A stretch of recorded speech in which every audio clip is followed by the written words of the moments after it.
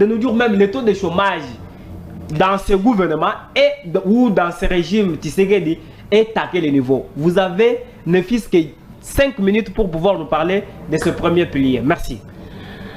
Merci encore une fois, messieurs les journalistes Clément.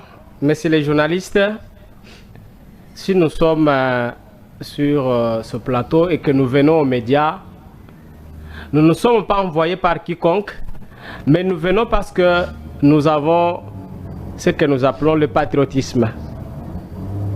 Nous aimons notre pays, nous aimons notre peuple et nous nous aimons aussi.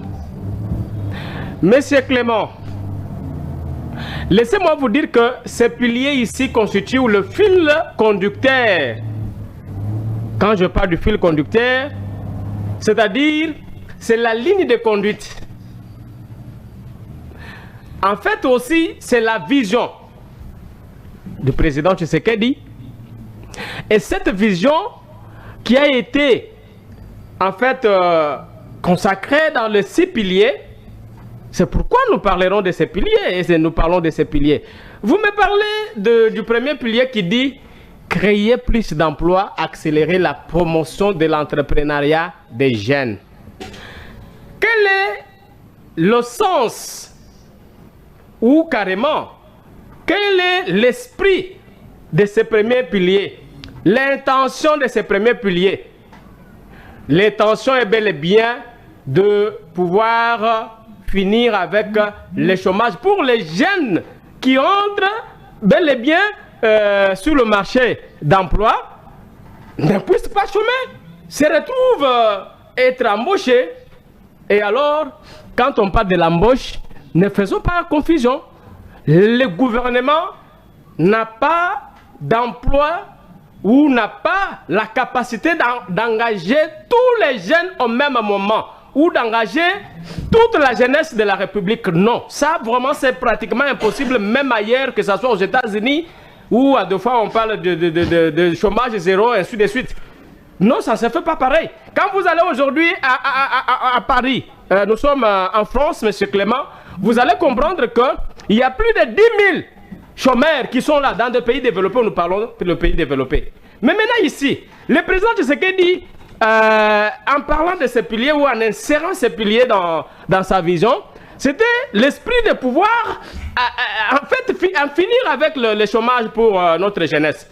Et alors, c'est là qu'il va sortir le terme que nous avions ou que nous avions tous écouté, qu'il faut ou qu'il rendra les jeunes Congolais des millionnaires. Ce n'était pas un hasard. Ce n'était pas un hasard. Le président de la République a bel et bien structuré sa vision.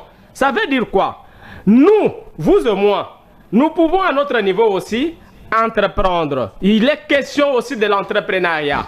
C'est-à-dire, il y a des services, il y a des secteurs qui sont en collaboration avec l'État, qui collaborent avec l'État, notamment les fondations, et nous avons aussi, par exemple, le ministère de la Jeunesse, nous avons les CNJ, nous avons les secteurs encore de... Quel secteur j'allais parler, qui est dirigé par M.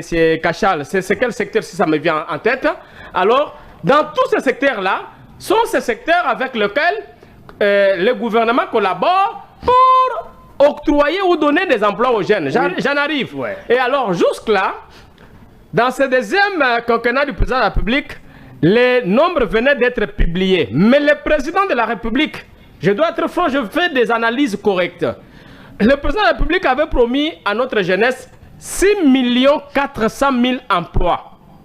Et alors que la population congolaise est représentée, au moins, plutôt la jeunesse représente 70% de notre population.